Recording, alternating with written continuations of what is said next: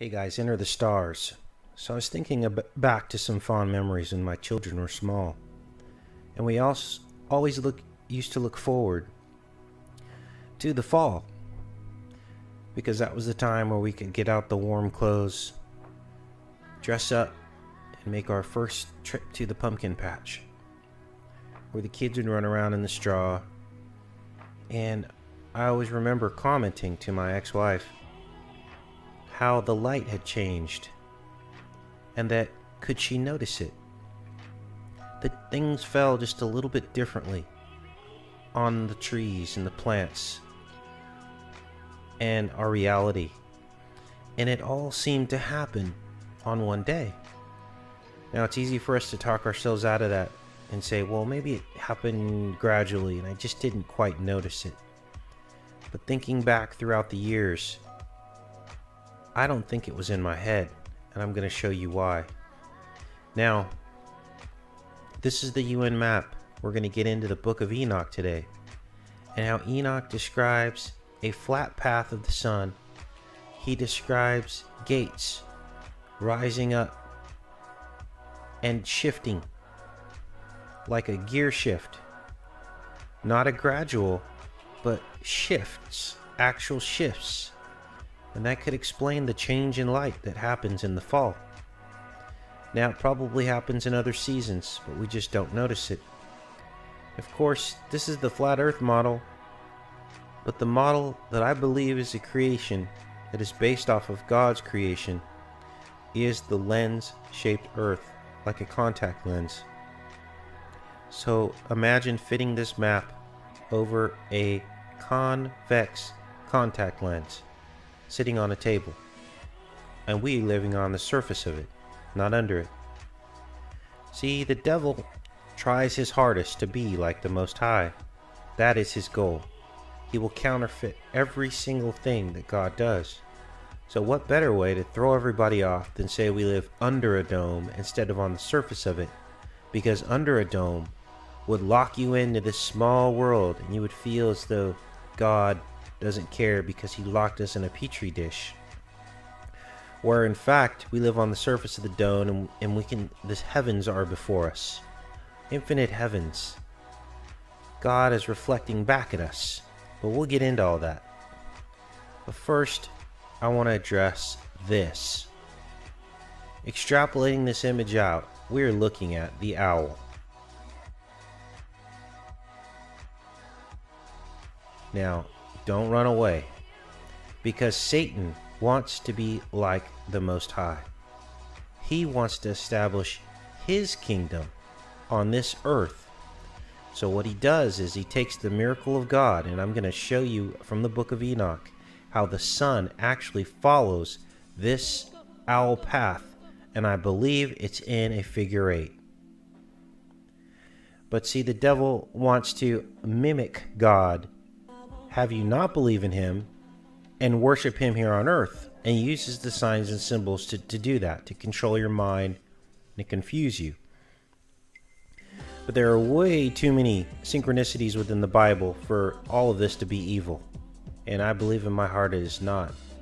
And I woke up this morning feeling like I did when I was 4 years old, and I knew I had a toy waiting for me when I would awaken. I literally feel like I've been transformed after learning this knowledge, and I hope that you feel it too. So the Book of Enoch, and we'll get into that, travels in this path. It says that it rises up through the north to reach the east gate. Now we got to think about reflections here and how this works, and we're going to pull this apart today, and I'm not sure what we're going to find, but we're going to dig. But first, why would Satan choose this image, Moloch? Extrapolate all this out. Think about where these curves go.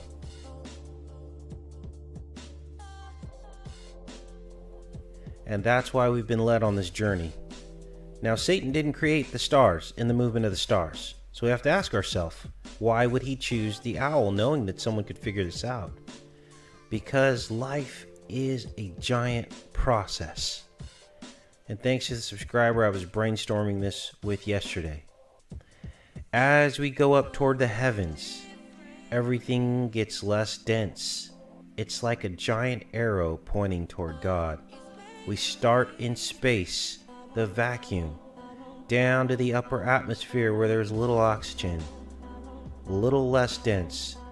Then we get to the air, more dense.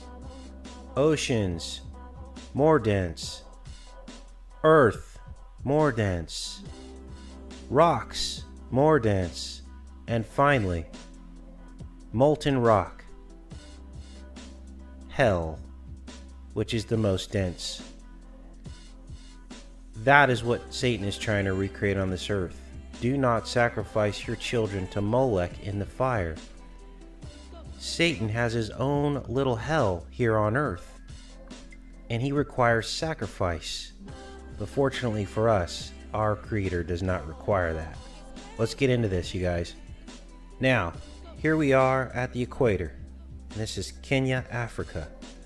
And the first thing we noticed in a couple videos ago is that the sun is moving at the exact same speed as the stars behind it. Now that should be impossible, because the distance from our Earth to the sun is like holding your hand in front of your face. Your face is Earth, your hand is the sun, and then the next nearest star being literally New York City, from wherever you're at, unless you live in New York and pick a further distance. 260,000 times further away, and we are right here. The sun is right up against us, and we are told the stars are way further away.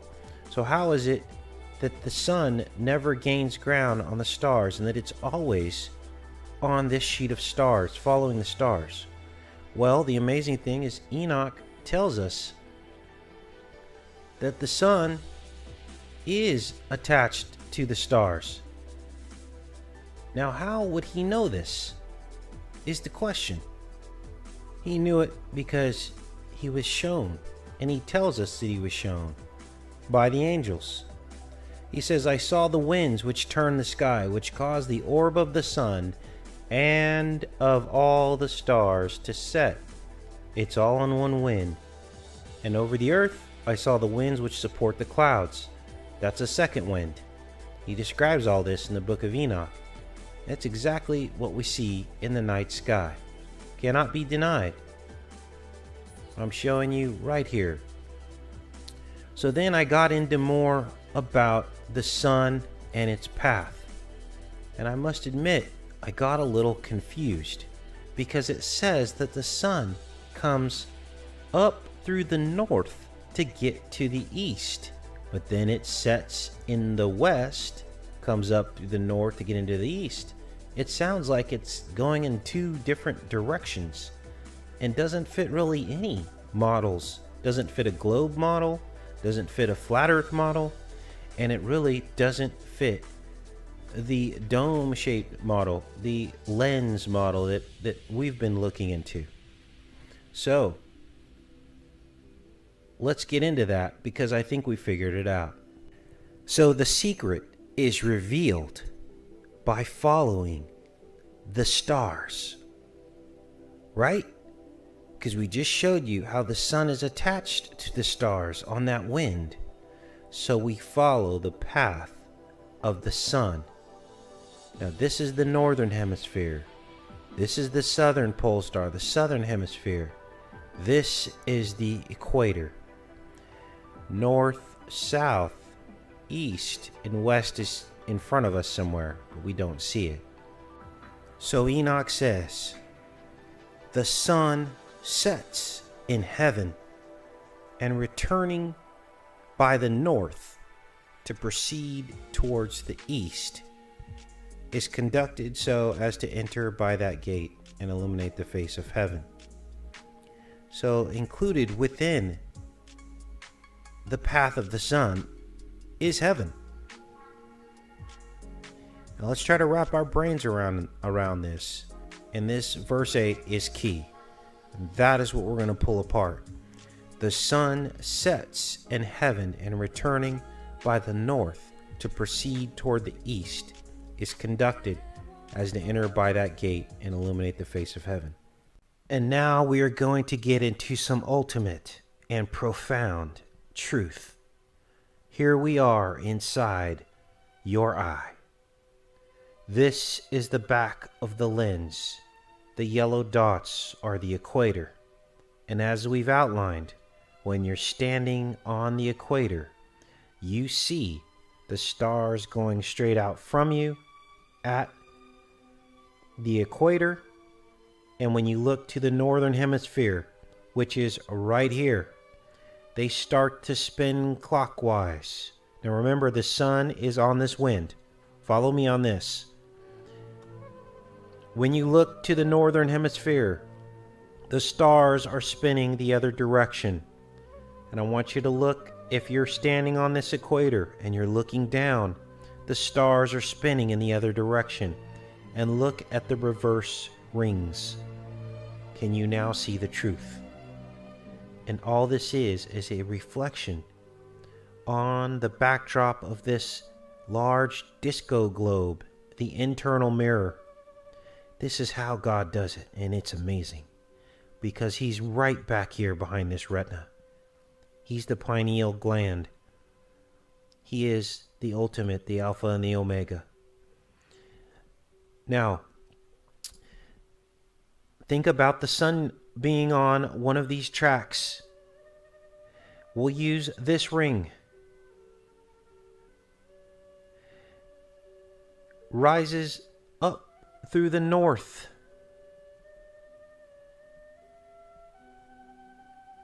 To rise in the east. Do you see how this works? It's reflections, and rises up through the north to return to the east.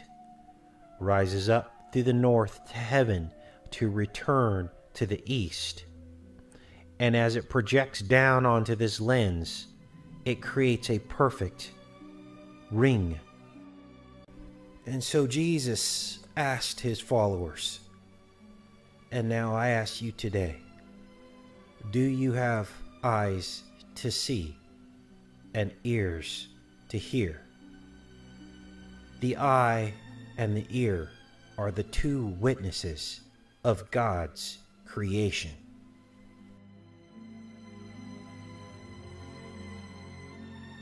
A flat ring, a projection, rises up through the north to return to the east. And this is simply fascinating. This is another first truth bestowed by the Holy Spirit. Simply amazing. And here are the words of Enoch regarding the sun. The sun sets in heaven, and returning by the north to proceed towards the east. Sets in heaven, here's heaven, returns by the north to proceed to the east. And even though it's doing this motion, it reflects down onto this surface, our earth. We're on the outside of this contact lens. And this is what we see, and we're seeing it right now in real time. Because the sun, remember, is affixed to the stars, and this is the star pattern we see in the sky. And Enoch continues on. It talks about that the sun is instructed to do so that it can illuminate the face of heaven. And that's exactly what we see in this model. In the same manner goes forth in the first month by a great gate. It goes forth through the fourth of those 6 gates, which are at the rising of the sun. And in the fourth gate through which the sun with the moon proceeds in the first part of it. There are 12 open windows from which issues out a flame when they are opened at their proper periods. And these are our solar flares. And I can almost bet you that if you or one of these channels that tracks the solar flares, BP Earthwatch, if you were to look at where these flares are coming out of on the surface of the sun, you would probably notice that they only come out of 12 holes. because this is what Enoch has said, because he was shown the secrets of heaven. Then the sun rises in heaven. It goes forth through these fourth gate 30 days. So it goes through each of these gates for a period of time. And the gates that it goes through are the 6 gates. The 6 gates of the UN model. And again, because of the reflective effect of the retina in the back of the eye, the globe internal mirror, even though the sun is following the star paths in that figure 8 pattern, it reflects down on Earth as a ring, and it follows each of these gates. There are 6. 1, 2, 3, 4, 5, and they're showing us their dominion over the secret knowledge here. This is Rome. That is the 6th gate. How do the seasons work? Well, when the sun is on this gate, it never quite gets to the North Pole, so the North Pole stays cold. But in their summer, they see the sun all day long and all night. It never sets as it rotates around them. During their summer, we are experiencing our spring. Do you see how this works? When it goes in through the next gates, this is our summer because it is over the top. The sun is in this next ring over the top of the northern hemisphere. But when it is on this internal ring going right over the Arctic Circle, the people in Antarctica don't see the sun. It stays dark for months at a time because the sun is so far away. Remember, this is all mirrors and gates. And the same thing applies as the sun progresses on each track. And that's why you sense a shift in the light. Because God is controlling the sun coming in and out of these gates. And that is the truth. And the sun goes on proceeding through its gates as Enoch outlines here, lengthening and shortening the days. How does that work? Well, we go back to our map, and the days get shorter as we don't see as much of the sun. Let's give you an extreme example. It's summer in the southern hemisphere. The sun is in this track directly overhead, warming this portion of the sky. And the sun is in its full glory as it's going through this ring just away from the outer edge. Well, the people in the northern hemisphere are not going to see the sun as brilliantly and as brightly. And in fact, standing on the lens, that sun is not going to be in the sky for as long as it is for these people as it rises and sets because of the angle of the rays of the sun. And that's about as simply as I can put it. And that is how we get our seasons. And ultimately, this is what we see when projected down. But as I just demonstrated to you, it follows the sheet of stars. Just think of it as a reflective effect and know that what Enoch says is true, that the sun passes through the glory of heaven each and every day. And God has the ultimate power over these heavenly bodies.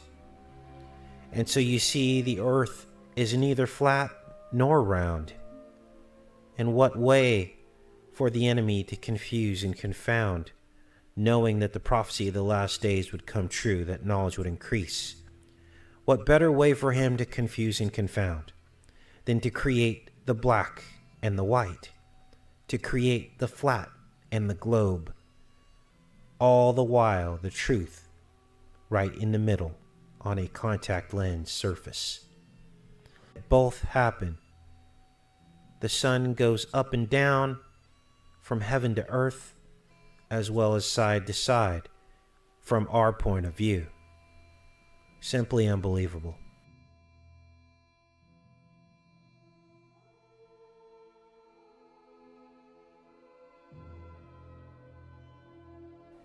Anyway, you guys, take care and be safe and be blessed. All the glory and credit goes to the Creator.